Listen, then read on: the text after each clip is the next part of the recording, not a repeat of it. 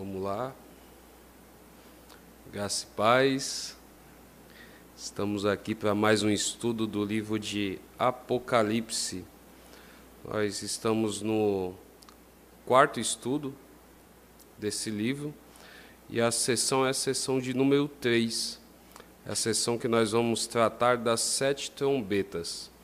Esse estudo vai ser dividido em duas partes, devido ter muitos pontos a serem tratados que eu achei interessante trazer.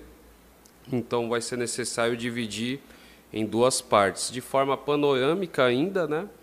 Mas com essa divisão para a gente se ater em pontos principais. Vamos orar para poder iniciar esse estudo. Senhor Deus e Pai, obrigado por estarmos aqui, podermos ter esse momento de reflexão na Tua Palavra, Pai. Nesse livro que é tão misterioso, que é o livro do Apocalipse, Senhor. Mas que é um livro que está revelado na Escritura, e revelado com clareza quando nós estudamos ele com profundidade, se atendo no que está revelado na Tua Palavra. Nos ajuda a compreender esse livro e que possamos ter a fé que o Senhor quer passar para nós através de cada relato bíblico. É o que te pedimos em nome do Senhor Jesus. Amém. Bom, João aqui está contando uma grande história. Essa história é a história da redenção. Ele já contou essa história através das cartas às 7 igrejas, e ele fez o mesmo contando a história através dos 7 selos. E desta vez ele vai contar essa grande história através das 7 trombetas. Cada vez que João conta essa história, ele está com o olho voltado para alguma coisa diferente da história anterior. As lentes da câmera de João é como se ele tivesse uma lente. Na primeira vez que ele contou a história, ele estava com as lentes voltadas para as 7 igrejas. Agora, na segunda vez, melhor dizendo, nos selos, as lentes de João estavam voltadas para as regiões celestes. O que estava acontecendo no céu durante toda a ascensão de Cristo até o momento dele retornar. O que está acontecendo ali? E agora, as lentes de João estarão voltadas para a igreja. A participação da igreja em tudo que precisa acontecer. E há muitas semelhanças entre algumas estruturas do Apocalipse, como, por exemplo, os 7 selos, que nós já estudamos no estudo anterior. As 7 trombetas, que é o tema dessa aula, as 7 trombetas, as 7 vozes, que vai estar na próxima sessão, e também as 7 taças da ira de Deus. Porém, nenhuma estrutura é idêntica. A repetição da grande história revelará os propósitos divinos para o mundo, e em especial para o seu povo. A repetição da história também demonstrará a autorização para a atuação do mal e as restrições impostas sobre esses poderes até a sua completa derrota. Ou seja, Deus dá uma autorização para o mal agir aqui no mundo, porém ele tem restrições. Ele pode ir até um certo ponto de acordo com os propósitos de Deus. Então nós vamos iniciar esse estudo. Primeiro ponto, nós vamos ver os resultados da oração da igreja. Os resultados da oração da igreja. Aqui nós temos aqui como base o capítulo 8, os versos 1 ao 6. Vamos deixar aberto aí. E vamos meditando a cada coisa que nós vamos tratar aqui. Como já foi dito, o Apocalipse foi escrito utilizando-se uma complexa arte literária. E uma das técnicas dessa arte literária é a repetição. Porém, não se tratam de repetições idênticas, e sim uma forma diferente de contar a história. À medida que a história é recontada, há uma progressão na história. Cada vez que está sendo recontada, eu dou informações novas. João vai contando a história de maneira cíclica. Ele avança, depois retorna para contar novamente. Tem um novo avanço e vai retornando, e vai fazendo isso daí. E nós vimos na segunda contagem da história, a contagem dos selos, que foi terminada com o 7º selo, que descreveu o silêncio no céu. O Apocalipse 8, versos 1 e 2 diz: quando o Cordeiro abriu o 7º selo, houve silêncio no céu cerca de meia hora. Esse é o silêncio da plenitude, de todos os acontecimentos, da consumação do plano redentor. E diz no verso 2, então já liga com a próxima história. Então vi os 7 anjos que se acham em pé diante de Deus, e lhes foram dadas 7 trombetas. Então nós vimos aí que antes que os anjos toquem suas trombetas, vai haver um momento de preparação para esses toques. Um momento de preparação celeste para isso. É uma breve descrição sobre eventos que apontam para a importância da oração do povo de Deus, bem como a participação do povo de Deus no desenrolar dos eventos celestes que se refletem em ações divinas aqui na terra. Nós vemos aí no verso 3. Veio outro anjo e ficou de pé junto do altar, com um incensário de ouro, e foi-lhe dado muito incenso, para oferecê-lo com as orações de todos os santos sobre o altar de ouro, que se acha diante do trono. Lá em Êxodo temos a descrição do tabernáculo. Nesse tabernáculo havia um altar, que ficava diante dos santos, o local ali que só o sumo sacerdote poderia entrar ali para oferecer as orações. O local onde estava ali propiciatório, a Arca da Aliança. E sobre esse altar que estava antes dos Santos, era necessário que se queimasse incenso continuamente diante do Senhor. Então, qual seria o significado do incenso? Está aqui. No Apocalipse, o incenso significa a oração dos santos. O texto diz que o anjo recebeu muito incenso para oferecer com as orações dos santos. Esse incenso pode apontar para a obra de Cristo. Esse significado que tem muito incenso traz ali uma menção à suficiência da obra de Cristo. Não é uma prerrogativa do anjo, mas uma prerrogativa de Cristo que está recebendo ali a oração do povo. Então, o anjo vai tomar esse incensário com essas orações. Verso 5 nós vemos aí. E o anjo tomou o incensário, encheu de fogo do altar e o atirou à terra. E houve trovões, vozes, relâmpagos e terremoto. O pano de fundo aqui, para esse versículo, essa passagem, é o Antigo Testamento, mais uma vez. Em Levítico, capítulo 10, versos 1 e 2, Nadab e Abiú ofereceram fogo estranho perante o Senhor e foram consumidos pelo fogo que saiu diante do Senhor.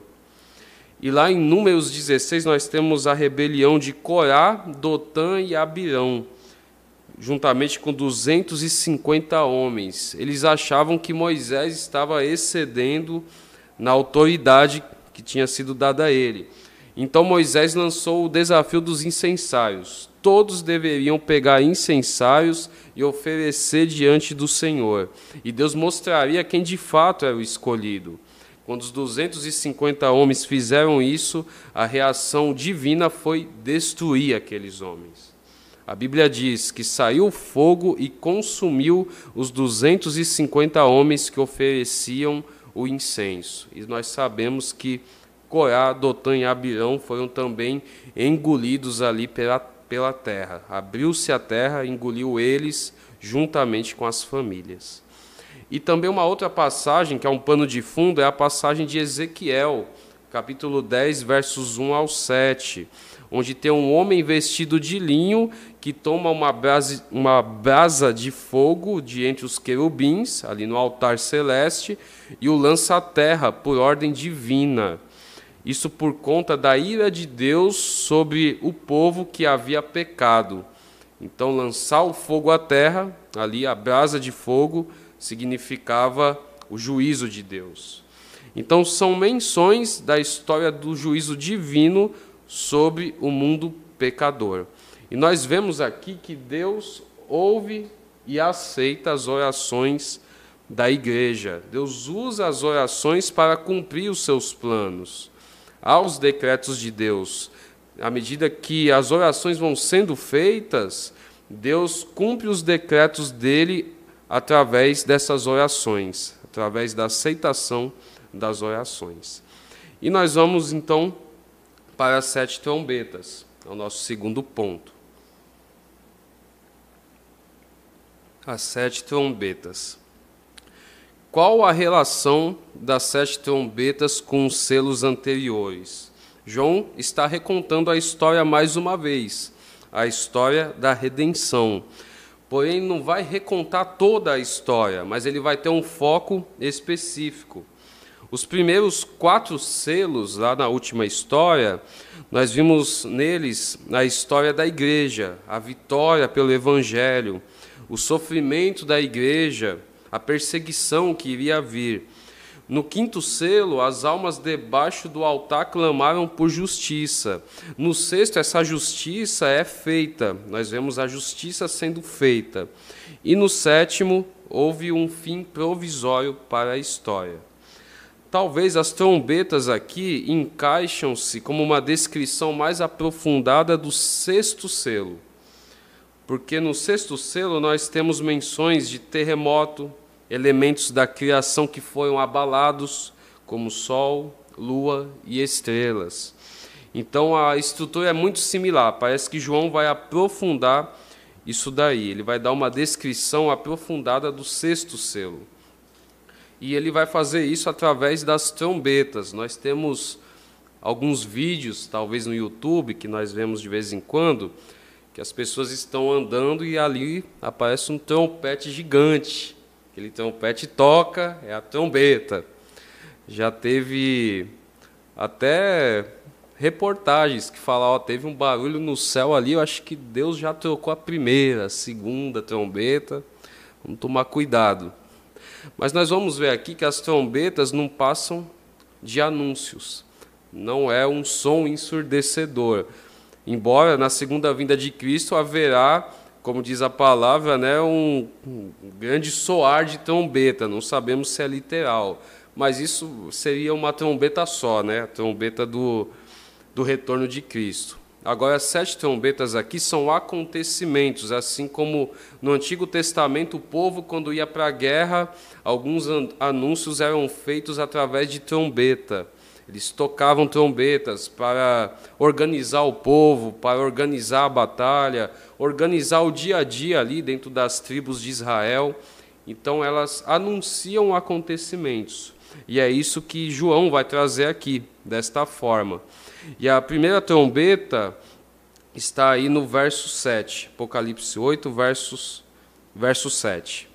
Diz aqui: o primeiro anjo tocou a trombeta, e houve saraiva e fogo de mistura com sangue, e foram atirados à terra. Foi então queimada a 1/3 parte da terra e das árvores, e também toda a erva verde. Os leitores de João poderiam pensar nas terríveis erupções vulcânicas que atingiam as ilhas do Mar Egeu, ali próximo, que era algo assim muito aterrorizante na época, né? Aquelas erupções. Ou podiam também pensar em tempestades de saraiva e raios que atingiam árvores e destruíam as plantações, ou seja, o meio de subsistência do povo, né? Porém, aqui nada pode se comparar a uma tempestade que destruísse 1/3 de toda a erva verde que existe. Isso é uma proporção enorme comparado à realidade deles ali. A primeira trombeta é a que mais se identifica com uma das pragas do Egito, a 7ª praga, que Deus faz cair fogo e uma chuva de pedras sobre a terra, ferindo tudo que havia no campo. Somente o povo de Deus, os israelitas, o povo hebreu na época ainda, né, chamados de hebreus, que estavam na terra de Gósen, que foram poupados dessa chuva de pedras. A chuva de pedras não atingiu o povo, bem como todas as outras pragas também, Deus protegeu o seu povo. Então nós vamos para a segunda trombeta. A primeira trouxe tudo isso, saraiva, fogo e sangue. E a segunda nós vamos ver aí nos versos 8 e 9. O segundo anjo tocou a trombeta o segundo anjo tocou a trombeta e uma como que grande montanha ardendo em chamas foi atirada ao mar, cuja terça parte se tornou em sangue. E morreu a terça parte da criação que tinha vida existente no mar, e foi destruída a terça parte das embarcações. Há uma ligação com a primeira praga do Egito nessa trombeta, por causa das águas que se tornam como sangue. Moisés atacou o grande ídolo do Egito, o maior tesouro, a fonte de riquezas do Egito. Do mesmo modo, anunciar que um terço do mar, dos peixes, das embarcações seria destruído, iria causar um grande impacto aos leitores de João, porque eles entendiam especialmente a importância do mar. O povo, o comércio de Roma naquela época era muito feito por rotas marítimas. Então isso significava para eles uma grande catástrofe ali, né? Nós vemos que o alerta da segunda trombeta anuncia a ira de Deus sobre os poderes malignos que dominam o mundo. Suas fontes de riqueza e subsistência estão destinadas à ruína. É um ataque aos ídolos que o homem levantou para si, como o Nilo prefigurava no Egito e como o comércio do mar significava para Roma. Aqui Deus está falando que queimará toda a segurança deste mundo. Queimará. E vamos para a terceira trombeta, versos 10 e 11. E o anjo tocou a terceira trombeta, e caiu do céu sobre a terça parte dos rios e sobre as fontes das águas uma grande estrela, ardendo como tocha. O nome da estrela é Absinto, e a terça parte das águas se tornou em absinto. E muitos dos homens morreram por causa dessas águas, porque se tornaram amargosas. Existe aqui uma certa continuidade entre a segunda e a terceira trombeta. Ambas afetam a água, as águas, com algo caindo dentro delas. Aqui o juízo de Deus atinge em especial a água doce, a água potável. Deus faz sua criação retroceder, atacando a água potável. É a ira de Deus contra um mundo hostil à sua igreja. Há uma descrição da morte de muitos homens aqui, mas não de todos. Olha no verso 11, a segunda metade do verso 11, a parte B. E muitos dos homens morreram por causa dessas águas, porque se tornaram amargosas. Mas não todos, mas muitos homens iriam morrer por conta disso. Uma aflição amarga encherá o coração dos ímpios, aqueles que rejeitaram a verdadeira água da vida, que é nosso Senhor Jesus Cristo. Iriam sofrer com as águas amargas. Nós vamos então para a quarta trombeta. Nós vamos ler primeiramente o verso 12 somente. O quarto anjo tocou a trombeta, e foi ferida a terça parte do sol, da lua e das estrelas, para que a terça parte deles escurecesse, e na sua terça parte não brilhasse tanto o dia como também a noite. Nós vemos aqui nessa trombeta os luminares sendo abalados. A quarta trombeta retoma eventos das 10 pragas. Nós podemos lembrar que por 3 dias os egípcios não viram a luz do dia. O anúncio do escurecimento de 1/3 do sol, da lua, das estrelas, bem como o dia e da noite, apontam para um abandono divino do mundo, Deus abandonando o mundo aos poderes malignos, aos poderes do mal. Nas próximas trombetas, todo tipo de criatura demoníaca subirá do abismo para infligir terrores aos homens. Nesse sentido, o escurecimento parcial é uma preparação para a ação daqueles agentes perversos que nós vamos ver, os quais, nós coloquei até em negrito aqui, mesmo em seu furor, cumprem o propósito divino e são necessários como uma etapa que antecede a nova criação. Mesmo que eles estão ali odiando o povo de Deus, vão atacar as pessoas, eles cumprem um propósito divino estabelecido por Deus. E aqui nós podemos fazer um breve parêntese. Nós vimos que será afetado o verde, o mar, a água salgada, a água doce, o brilho das estrelas. Pergunta: através do que isso será causado? Através do céu ou através das atividades humanas? É preciso lembrar que, como nos selos, os decretos vêm de cima, porém são executados aqui embaixo. Como, por exemplo, o cavalo branco, o cavaleiro branco ali, com seu cavalo, vitorioso para vencer. É uma figura do Evangelho, mas não é Deus que vem pregar o Evangelho. Não são os anjos que vêm aqui pregar, somos nós. Somos a igreja, nós pregamos o Evangelho. Nós agimos aqui para que os acontecimentos que foram decretados sejam de fato aqui acontecidos nessa terra. Nós vemos aqui coisas terríveis que estão sendo descritas nas primeiras trombetas, que podem ser realizadas através de realizações humanas, através da má administração que o homem faz do mundo. Quando João escreveu esse livro, não havia uma destruição da vegetação como há hoje. Não havia a poluição que nós temos hoje aqui na Terra.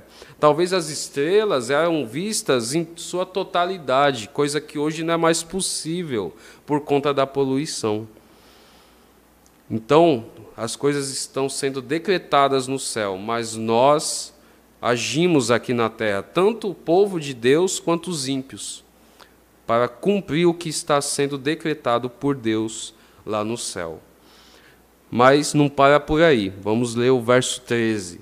Então vi e ouvi uma águia, que voando pelo meio do céu dizia em grande voz: ai, ai, ai dos que moram na terra, por causa das restantes vozes da trombeta dos 3 anjos que ainda têm de tocar. As 4 primeiras trombetas foram terríveis, mas feriram os homens apenas indiretamente. Agora as últimas vão começar a ferir os homens diretamente. Nós vemos aqui um triplo ai. Isso pode ter muito significado, né? Esse ai. Nós vemos Jesus em alguns momentos do seu ministério falando: ai da cidade de Corazim, ai da cidade de tal lugar, ele fazendo essa afirmação. E ver aqui um triplo ai pode ser também uma menção a algo que é repetido na Bíblia em relação a Deus de forma tripla, que é a santidade de Deus.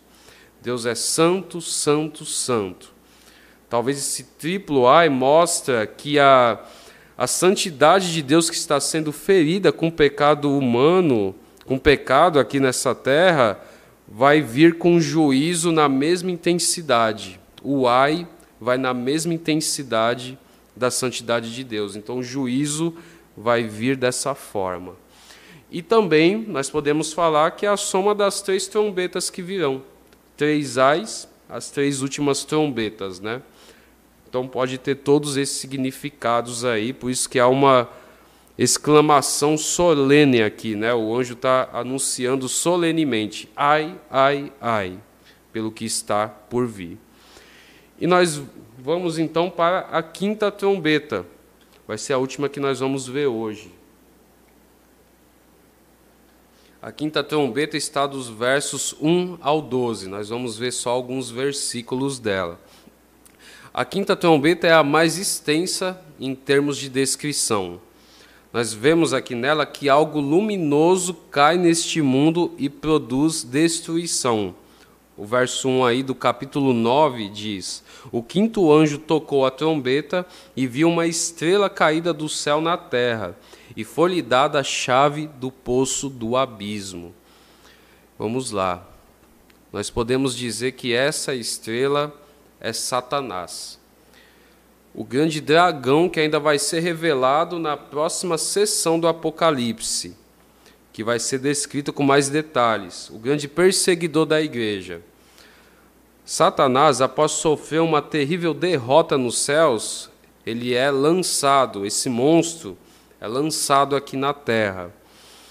E num sentido, essa queda quer dizer uma grande derrota, mas no outro também significa um grande juízo para o mundo, porque ele é um instrumento do juízo divino. E o pano de fundo para essa queda, mais uma vez, deve ser visto no Antigo Testamento, a passagem de Isaías 14, verso 12. Aqui Isaías está descrevendo o rei da Babilônia, o imperador babilônico. Porém, chega um momento que Isaías parece extrapolar uma descrição de alguém terreno e parece falar sobre algo que é maior do que o rei da Babilônia. Diz aí: como caíste do céu, ó estrela da manhã, filho da alva, como foste lançado por terra, tu que debilitavas as nações. Tu dizias no teu coração: eu subirei ao céu, acima das estrelas de Deus exaltarei o meu trono, e no monte da congregação me assentarei, nas extremidades do norte. Subirei acima das mais altas nuvens, e serei semelhante ao Altíssimo. Contudo, serás precipitado para o reino dos mortos, no mais profundo do abismo. Olha a palavra abismo aí também na passagem de Isaías. Então aqui parece que Isaías extrapola uma descrição de um rei terreno e passa a falar de um ser celeste. E nós podemos ver mais referências no livro de Lucas.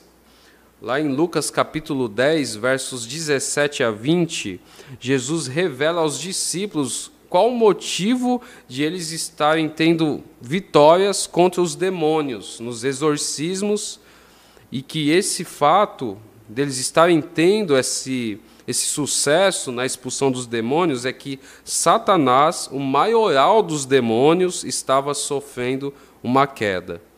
Jesus diz lá em Lucas 10, 18, eu via Satanás caindo do céu como relâmpago. Nós podemos ver aqui uma menção se encaixando com essa passagem de Isaías. E nós podemos falar que a palavra abismos aponta também para um lugar nas profundezas. No livro de Jó, essa palavra é usada para se referir ao esconderijo do Leviatã, o monstro marinho ali do livro de Jó. No livro de Jonas, nós também temos uma menção a essa palavra. Quando Jonas está no interior do peixe, ele chama aquele lugar de abismo. Nosso irmão Mateus deu aula disso recente. Porém, esse abismo pode ser um lugar que é distinto do inferno. Ele não é o inferno, mas um lugar de aprisionamento de anjos caídos. Pode ser uma ideia de destruição, uma ideia de solidão. O abismo, esse lugar que está sendo mencionado, carrega todos esses significados. E no Novo Testamento, o termo abismo é mencionado fora do Apocalipse também.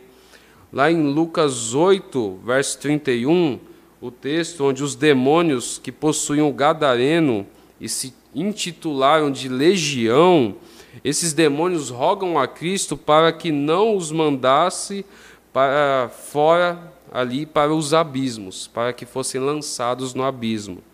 Esses demônios rogam para Cristo que não os mandasse sair para o abismo, porque eles veem que aquele lugar é um lugar de juízo para eles. Não se trata de um inferno ali, nada do tipo, mas um lugar de aprisionamento, prisão de anjos caídos, bem provavelmente. E fazendo uso imediato do poder recebido, essa estrela que cai do céu, ela recebe ali a chave do poço do abismo. Nós vimos aqui, vamos ver aqui no verso 2, Apocalipse 9, verso 2. Essa estrela, ela abriu o poço do abismo, subiu fumaça do poço, como fumaça de grande fornalha, e com a fumaça saída do poço, escureceu-se o sol e o ar. Então nós vimos aqui que há trevas após essa estrela receber essa chave. Então vai sair aqui diversos seres demoníacos do abismo. Saem então diversos gafanhotos. É uma descrição aqui de gafanhotos, versos 3 e 4 aqui dizem: também da fumaça saíram gafanhotos para a terra, e foi-lhes dado poder como que tem os escorpiões da terra. E foi-lhes dito que não causassem dano à erva da terra, nem a qualquer coisa verde, nem a árvore alguma, e tão somente aos homens que não têm o selo de Deus sobre a fronte. Aqueles que seriam atingidos seriam aqueles que não têm o selo de Deus. Na 10ª praga do Egito, a marca divina ali nas portas dos hebreus, dos israelitas, né, poupou o povo hebreu ali do anjo vingador matar os primogênitos do povo de Deus. Ou seja, a marca que estava ali nos umbrais, nas portas, poupou o povo, aqueles que tinham a marca de Deus. E nós vemos aqui que é dito a esses seres que vão subir do abismo, esses gafanhotos, não que matassem os homens, mas que atormentassem os homens. Vemos aí no verso 5. Foi-lhes também dado não que os matassem, sim que os atormentassem durante 5 meses. E o seu tormento era como o tormento de escorpião quando fere alguém. Aqui nós temos aqui a ideia dos 5 meses. Aqui é uma ideia de que esse tormento é semelhante à picada de um escorpião. Quando alguém é picado por escorpião, a dor é muito grande, o sofrimento, a reação do corpo, mediante aquela picada ali, é uma reação de sofrimento. A pessoa entra em pânico, ela tem reações ali que fazem ela se sentir mal. Aqui a ideia dos 5 meses é uma ideia de que essa dor vai ser uma dor prolongada. O povo não terá alívio da dor. Será uma tortura para aqueles que não têm a marca de Deus. E nos é dada então uma descrição curiosa desses gafanhotos, desses seres. Na 8ª praga lá do Egito, foram enviados gafanhotos. Eles devastaram a terra do Egito. Porém, aqui fica evidente a natureza diferente desses gafanhotos. Eles não se interessam por coisas naturais, mas por homens. Eles têm ferrões como escorpiões e não se interessam por nada verde, mas por pessoas.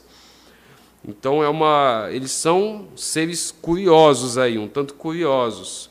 Nós podemos lembrar do que foi dito aqui então na passagem ali de Lucas, que nós acabamos de citar, onde Jesus está falando que viu Satanás descendo ali do céu, né, caindo do céu como um relâmpago.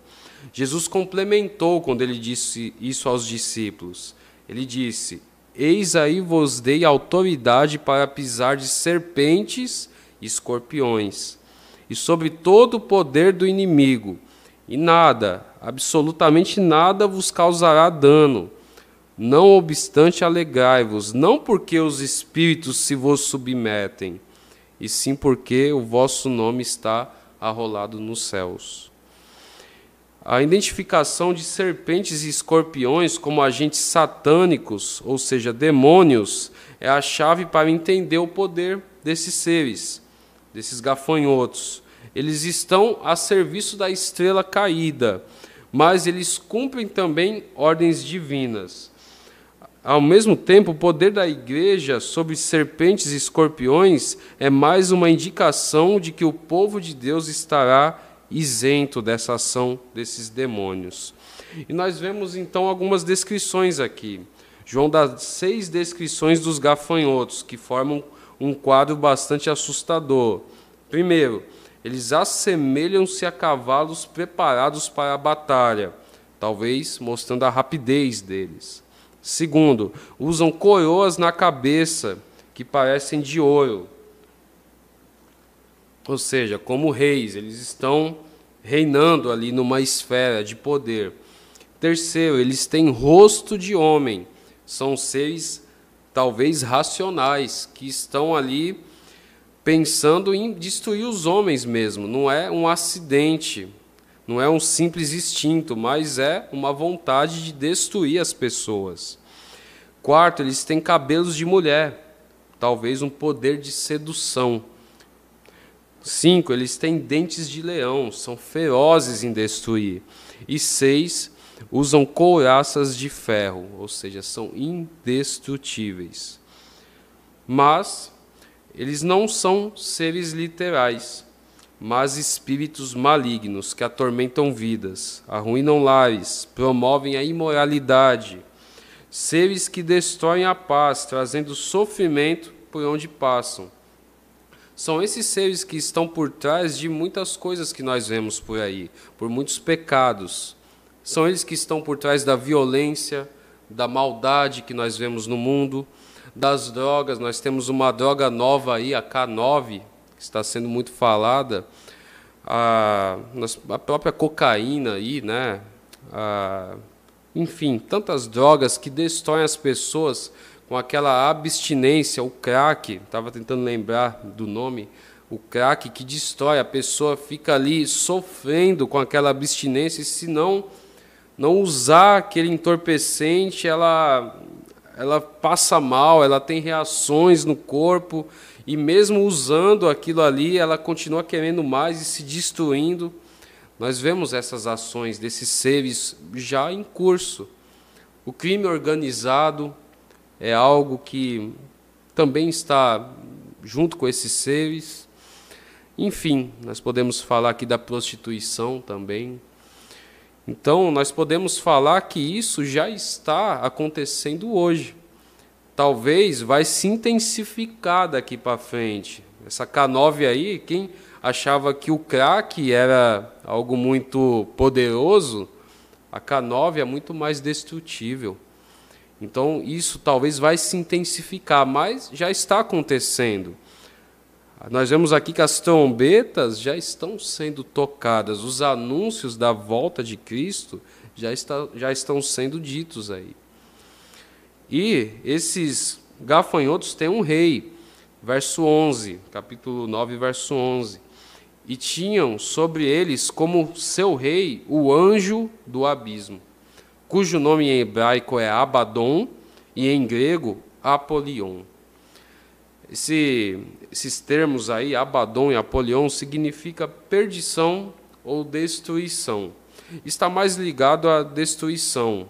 Esse anjo é um anjo destruidor. Essa é a função desse anjo, desse rei dos gafanhotos. Então nós vemos aqui, voltando para a referência de Satanás, Satanás cumprirá uma função semelhante ao anjo destruidor que passou pelo Egito e feriu os primogênitos. Isso deverá acontecer em diversos momentos aqui na terra e vai ser intensificado. Ele liderará um grande exército de demônios que agora se encontram aprisionados, os quais sairão para atormentar os homens que não têm o selo de Deus sobre a fronte. Mais para frente nós vamos ver da marca da besta, mas nós vemos aqui a marca do povo de Deus também. João ainda vai descrever o momento que Satanás é expulso do céu, lá no capítulo 12, na próxima sessão. O momento que ele é aprisionado no abismo também. Aqui nós estamos vendo ele saindo do abismo, mas vai haver um momento que João vai falar como ele foi aprisionado, em que momento ele foi aprisionado. E também João vai descrever o momento que ele recebe o direito de sair desse abismo para agir no mundo outra vez, com toda a intensidade. E após ele cumprir o tempo da sua prisão, nós vemos aqui que Satanás vai receber a chave do abismo, mas ele também vai ser condenado. João vai descrever tudo isso mais para frente. Aqui nas trombetas, nessa trombeta aqui, a quinta, nós vemos como ele vai liderar uma grande destruição para aqueles que não têm a marca do povo de Deus. Concluindo, então, a nossa aula, nós vemos aqui que o soar das primeiras 4 trombetas revelou ao mundo a seriedade dos juízos divinos. embora elas ainda sejam apenas anúncios do juízo, tendo em vista uma destruição parcial, não há dúvidas de que as ações divinas no juízo final serão isentas de misericórdia sobre o mundo pecador. Não haverá misericórdia para o mundo, somente para o povo de Deus. A situação do mundo vai de mal a pior. Os juízos divinos sobre a criação irão acontecer, mas isso não é algo desesperador para a igreja. A igreja encontra esperança em meio ao caos. Em meio a toda a escuridão, o povo de Deus vê uma luz no fim do túnel. Essa luz é Cristo. Cristo. Essa luz no fim do túnel, em meio a toda a escuridão do mundo, é Cristo. O povo de Deus é distinguido dos ímpios por terem o selo ou a marca de Deus. A igreja é o povo selado de Deus.